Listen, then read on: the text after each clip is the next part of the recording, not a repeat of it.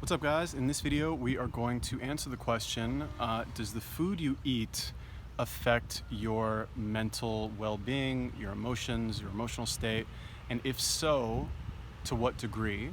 And if so, what can you do, what foods can you eat, or what foods can you stop eating that will improve your emotional well-being, assuming you want to improve it, or what foods will hurt your mental health, I guess you could say. Okay, so if you want to see that, it's coming up right now, so don't go anywhere. Get a kombucha and sit back and chill, and yeah, that's it. Okay, so before we get into that, if you guys like videos like this, please subscribe to my channel. Trying to grow it as fast as possible, obviously. I put out videos as often as I can. Lately, it's been every day, and my channel's actually been getting some love from the YouTube algorithm, so it's very motivating for me to make more videos because I'm seeing a lot of progress lately. Cool. Also, if you want to support me and get access to even more amazing content created by yours truly, go over to my Patreon page and sign up for some financial support for me so I can make videos full-time and put out even better content, and buy maybe a tripod again because I lost my last one, so I don't have to duct tape my phone to a pole. Yeah. Okay, also check out my digital marketing channel where I talk about digital marketing and stuff like that. Yeah, okay, what is this video about? Oh, food, emotional well-being. All right, so the reason I decided to make this video is because I am, not trying to brag or anything. I'm fit, I'm healthy, I eat good food, I eat very clean food. And I would like to say that I have fairly good mental health, right? Obviously everybody gets depressed from time to time, everybody gets sad. Nobody walks around in a state of perfect happiness all the time. However, I would say all things being equal, I'm very well equipped to deal with life's little unexpected curveballs, let's say. Now, anytime I see somebody who seems to be doing not so well from a mental health standpoint, maybe they're depressed, maybe they have some, they're irrationally angry, they experience some sort of very intense negative emotional state, I always kind of look at them and I look at their physical body and I see, is this person treating their body well? And if not, could the emotional stress that they are feeling be a result of them mistreating their body by ingesting poor foods? Okay, and I have absolutely done no research on this. However, I do recall one study where they studied prison inmates, and they changed the food to include lots of healthy food and vegetables and non-processed foods, and they found that the violence rates dropped to I don't know, dropped by 90% or something like that as a result of that. Okay, so Google that on your own. This is something I saw in a documentary. I don't really remember, but I do remember that little soundbite. Now, speaking from personal experience, I, and obviously whatever, I'm just one person, but there was once a period of my life where I never really smoked cigarettes, but there was a brief period of a month where I would have a couple puffs from a cigarette after a big meal, right? I've been doing OMAD for a long time, and I would eat a big meal, and I found it refreshing, I guess, to have a couple drags from a cigarette after my big meal, and have a little cup of coffee, right? Coffee and a cigarette is I understand why French people smoke so much because they drink so much coffee, right? It's a nice little combination. Okay, and I noticed that I was on days where I wouldn't have it, or I would have it maybe a few hours later than I would normally have it, that I would get very irrationally irritated. I would have a very short fuse, and I would get very angry at really stupid things, and I would have to force myself to remind myself basically that it was from the nicotine withdrawal, or whatever you want to say. And you can say, oh well, you don't feel nicotine withdrawal until after 3 days, blah blah blah. I don't know, I felt bad. That was the one variable that was changing. I'm gonna say that's what it was, right? And let's simplify this and extrapolate it to the greater population, right? If you have somebody and they have very poor mental health, right? people, in my experience, and like not to offend anybody or like make light of depression and suicide and all that shit, but like, I don't even know, I don't even really want to say it, but like, if you're depressed and your diet is shit, you don't have a right to be depressed. Like, I'm sorry, like, sorry, not sorry, but like, fix your diet, go exercise, and that will like alleviate most of your problems. Yeah, like straight up, like maybe that offended some people, like you want to unsubscribe, like go ahead, do your thing, but like, how can you allow yourself the indulgence of depression when you're already indulging so much in sloth, let's just call it, and unhealthy behavior, right? Like, I know people who are like, depression is a disease, you know, and like, for sure, there's a physical aspect to depression, and everybody will go through it. Even like healthy, fit people will experience that like wet blanket of like depression where like you don't want to do anything and you hate waking up in the morning. But the difference is that when you're fit and when you're healthy, you shake that shit in an hour. And when you're not, it like sticks with you, and like you can't get it off you no matter what. Not that you even try, but you know, like if you're destroying your body from not eating the right foods that you need to eat, you're not exercising, and then you're gonna go and say like, oh, depression is a genetic disease, depression is like, I can't control it, it's just like the god of depression just threw his lightning bolt at me and struck me with a terrible disease, and I'm gonna stay in bed for the rest of my life and never move and never even try to improve myself. Why? Because I saw a YouTube video once where a professor was talking about depression, and he said it's brain chemicals. So my brain chemicals are messed up, has nothing to do with my diet, has nothing to do with exercise.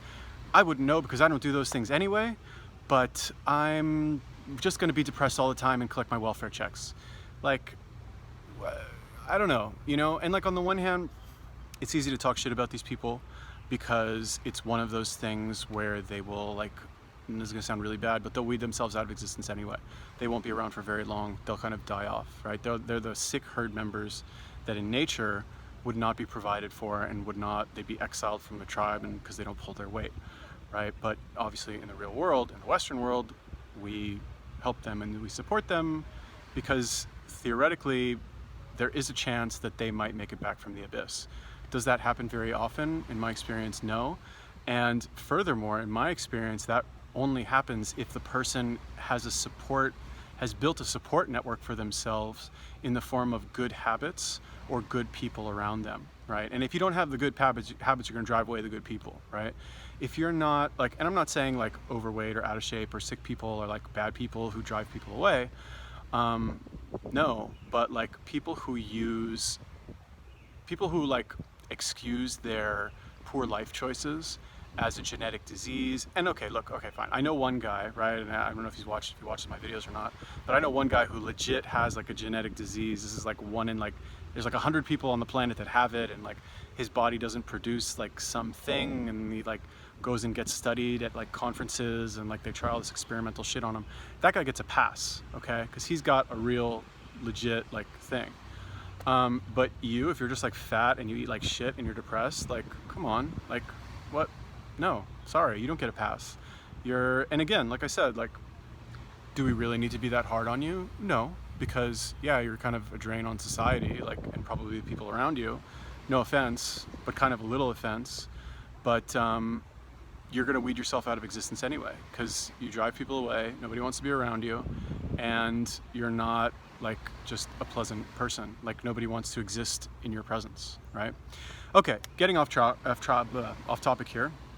How to fix this? Like, let's say you're a terrible person and you eat like shit and you're depressed and drive people away and you do all this horrible stuff. What can you do to fix yourself, right? Let's say you genuinely, actually, really want to change yourself and you want to fix yourself. What is the Yalla Papi YouTube special, no research whatsoever, 100% bro science prescription for you? Here it is. Step number 1, go on a extended fast, right? Don't eat. Drink snake juice, do the snake diet thing, watch Cole's videos, and just fast. You know, my personal like favorite fasting schedule, if I'm trying to lose weight, is I'll do a 48-hour fast, I'll refeed, and then a 72. Okay, now I'm already very lean, like I can't do more than one cycle of that without looking like a fucking Holocaust survivor. But like if you're fat, if you're carrying like 60, 70 pounds, you know, I'll see you in 2 months, bro. Like call me when you're done. That's number one, fast. Okay, now you might be thinking, well, if I'm fasting, I don't have, my blood sugar's low. I don't have any energy to work out or to walk around the block. I'm just gonna lie in my room and do nothing. Bad idea, okay? Get out there, do something, do some kind of physical activity. Because number one, you're gonna have a ton of energy because your cortisol is gonna be jacked through the roof from the fasting.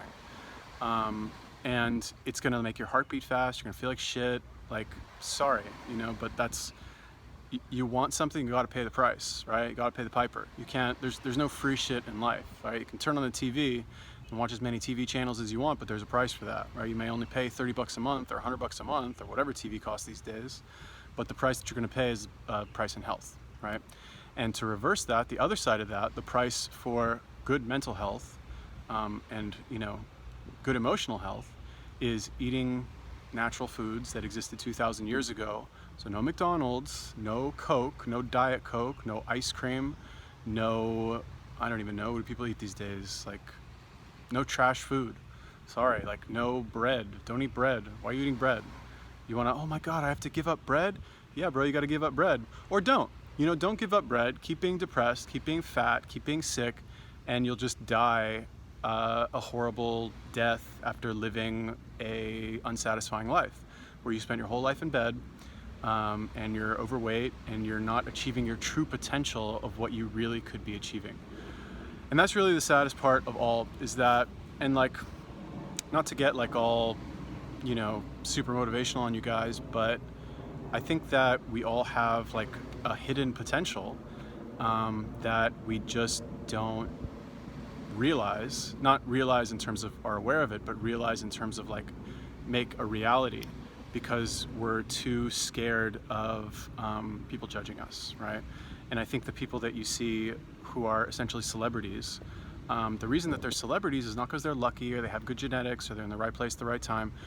Some of that as well, right? There's definitely some, you know, you got to get a little bit lucky in life, but I think what the reason we really admire them is because they are comfortable being themselves and also comfortable promoting themselves. Okay, I think it's the combination of those two things. Anyway, side tangent over. Fast, exercise, join a gym. Like, why am I still telling people to join a gym? Like, why? I don't get it. Like, you don't like it, you don't want to do it, you want to be depressed. Like, that's really what it comes down to, is that these people, they actually prefer being fat and depressed and unhealthy. And again, like, I'm not talking trash about fat people. Like, I get some comments on my videos sometimes, they're like, oh, those fatties, they're so stupid, I fucking hate those fatties. Like, I don't, like, I know that's Cole's communication style, but that's in order to like shame them into doing something, right? The additional trash talk that goes on, I don't think that is very useful. And if you've noticed in my videos, every time I'll say something bad about somebody who's like overweight or fat, I always kind of couch it in something, in a statement that kind of softens it a little bit. That's just how I am. I don't know. I don't like that like fat people hate, right? I mean, on the one hand, like, yeah, you can attack their ideas, you can attack their values, you can attack the thought processes that go into like them allowing themselves to execute that unhealthy behavior. That's fine. But if you're just like blanketing an entire group of people and saying, oh, they're shitty people, they're worthless people, fuck those fatties, like, that's, you know, it's okay when the snake diet guy does it because he's like doing it with the intention of inspiring them to change themselves. But if you do it, is that really your intention, or are you really just like trying to make yourself feel better about talking shit about other people? Okay, I know it's very ironic to talk about that in a video where I've like talked mad shit about fat people who are depressed, but try and understand like the nuance of what I'm saying and not just like soundbite it for your own simple understanding. Not that you're stupid or simple or anything like that. Yeah, okay, so to recap, fast, eat healthy foods, go exercise, and then finally, like, I know this video is getting pretty long, but like, try and do something nice for somebody else without asking for anything in return.